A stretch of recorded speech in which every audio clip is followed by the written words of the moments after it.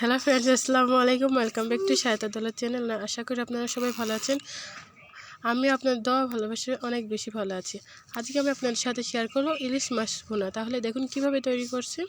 এখানে প্রথমে পেঁয়াজটাকে একটু কালার চেঞ্জ করে ভেজে নেব। তারপর এর মধ্যে রসুন আদা বাটা দিয়ে একটু ভেজে নিয়ে তারপরে পরিমাণ মতো লবণ, ফ্লেভারের জন্য কয়েকটি কাঁচামরিচ দিয়ে একটু নাড়াচাড়া করে ভেজে নিতে হবে।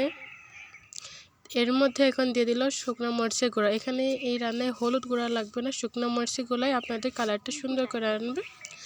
এখন মশলাটা একটু লেগে যাচ্ছে, এর মধ্যে দিয়ে দিল 1 কাপ ফ্রেশ মিল্ক দুধ।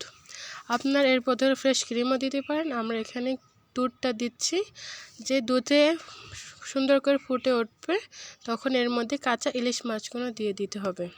এই মাছটা ভেজে রান্না করা যাবে না, এখানে কাঁচাই দিয়ে দিতে হবে। অনেক সুন্দর স্বাদ আনবে এই কাঁচা মাছ দেওয়ার কারণে, দুধ দিয়ে রান্না করার কারণে।